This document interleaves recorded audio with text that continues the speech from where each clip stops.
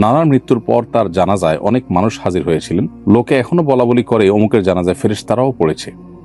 আমার জানার বিষয় হলো, কোনো মানুষের জানাজা কি ফেরেশতারা পড়ে? আর জানাজা লোক বেশি হওয়া কি লোকটি জান্নাতি হওয়ার আলামত? প্রিয় দর্শক, আপনার প্রশ্ন উত্তর হলো, জানাজায় ফেরেশতারাও কখনো কখনো উপস্থিত হয়।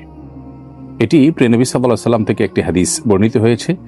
যে হাদিসটি সূরা নাসাইতে বর্ণিত হয়েছে, সেই হাদিসের আলোকে বোঝা যায় এবং প্রমাণিত হয়। হাদিসটি সাহাবা রাদিয়াল্লাহু তাআলা বর্ণনা করেছেন যে নবী করিম সাল্লাল্লাহু আলাইহি ওয়াসাল্লাম একটি জানাজায় যাওয়ার সময় তাকে যখন বাহনে চড়তে বলা হলো, তিনি অস্বীকার করলেন এবং জানাজা পড়ে ফেরার সময় তিনি বাহনে ঠিকই চড়লেন। যখন তাকে জিজ্ঞাসা করা হলো যে আপনি প্রথমে বাহনে কেন চড়তে চাননি, তিনি তখন বললেন, এই জানাজা বিপুল পরিমাণ ফেরেশতারা উপস্থিত হয়েছেন এবং সমস্ত শূন্য জায়গাগুলো ফেরেশতায় পরিপূর্ণ ছিল, এই জন্য আমি বাহনে চড়তে চাইনি। এই হাদিস থেকে পরিষ্কারভাবে বোঝা গেল যে জানাজায় ফেরেশতা উপস্থিত হতে পারে। মানুষের জানাজায় ফেরেশতা উপস্থিত হওয়াটা এটি অস্বাভাবিক কোনো বিষয় নয়। তবে প্রত্যেক মুসলমানের জানাজাতেই যে ফেরেশতারা উপস্থিত হয় এমনটি কিন্তু হাদিস থেকে বোঝা যায় না। এখান থেকে একটি বিশেষ ঘটনা বোঝা যায়। অতএব বিশেষ কোনো ব্যক্তির ক্ষেত্রে তার মর্যাদা, আল্লাহর কাছে তার সম্মানের খাতিরে ফেরেশতারা তার জানাজা শামিল হতে পারেন। সেই সাথে আরেকটি বিষয় এখানে উল্লেখ করার মতো, সেটি হলো নবী করিম সাল্লাল্লাহু আলাইহি ওয়াসাল্লাম যে বাহনে চড়েননি, অথচ সাধারণ মানুষ তো অনেকে হয়তো বাহনে এসেছেন, তাহলে তাদের কি হবে? উত্তর হলো যে নবী করিম সাল্লাল্লাহু আলাইহি ওয়াসাল্লাম যেখানে তাকে আল্লাহ তাআলা ওহীর মাধ্যমে জানিয়েছেন বা তিনি তার সামনে আল্লাহ তাআলা বিষয়টাকে স্পষ্ট করেছেন, তিনি দেখতে পেয়েছেন, সেই জন্য তিনি বাহনে চড়েননি। অন্যদের বেলায় যেহেতু এটি প্রযোজ্য নয়, অতএব তাদের বাহনে চড়লে অসুবিধা তাদের জন্য ছিল না।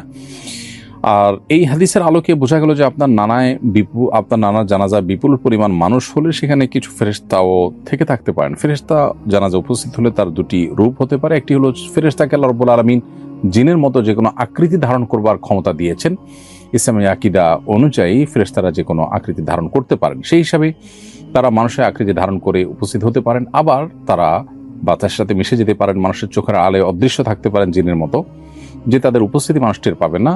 অতএব সেভাবেও তারা উপস্থিত হতে পারেন। দুইভাবেই উপস্থিত হওয়ার সম্ভাবনা রয়েছে। আপনার নানা জানাজায় বিপুল পরিমাণ যে মানুষ হয়েছে তা হতে পারে, তারা সবাই সাধারণ মানুষ, কাকতালীয় ভাবে এটা হতে পারে। আবার আল্লাহর কাছে প্রিয় বান্দা হওয়ার কারণে বা মানুষের কাছে প্রিয় হওয়ার কারণে বেশি মানুষ উপস্থিত হয়ে থাকতে পারেন। আবার এর মধ্যে কিছু লোক ফেরেশতা থাকলেও থাকতে পারেন। বাকি এর কোনোটিকে আসলে হলফ করে বলা কঠিন যে এখানে ফেরেশতারাই জানাজা পড়েছে, এমনটি নিশ্চিত করে বলা মুশকিল।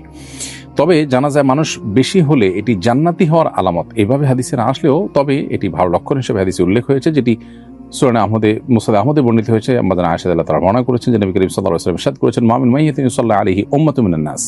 কোন মানুষের জানাজা যদি অনেক মানুষ পড়ে, সে যুগে 100 মানুষ উপস্থিত হওয়াটা অনেক বিরল ব্যাপার ছিল, কারণ 100 মানুষের সমাগমটাও একটা এলাকাতে, একটা জনপদে অনেক বড় বিষয় ছিল। তো সেই ফিগারটা উল্লেখ করে আমাদের আয়েশা বর্ণিত হাদিসে নবী সাল্লাল্লাহু আলাইহি ওয়াসাল্লাম বলেছেন যে এরকম অনেক মানুষ উপস্থিত হয়ে, 100 মানুষ উপস্থিত হয়ে যদি তার জন্য সুপারিশ করে, তাদের সুপারিশ গ্রহণ করা হয়। তার মানে বেশি মানুষ মুসলমানদের জানাজাতে শামিল হলে কোনো ব্যক্তির, সেটি তার পক্ষে আল্লাহ তাআলার দরবারে যে সুপারিশ করা হয় সেটি কবুল হওয়ার লক্ষণ বা আলামত। এটি সৌভাগ্যবান মানুষের একটি চিহ্ন বলা যেতে পারে। তবে চিহ্ন বা আলামত দিয়েই সবসময় মানুষের চূড়ান্ত ফয়সালা করা যায় না, আমরা শুধুমাত্র সুধারণা করতে পারি।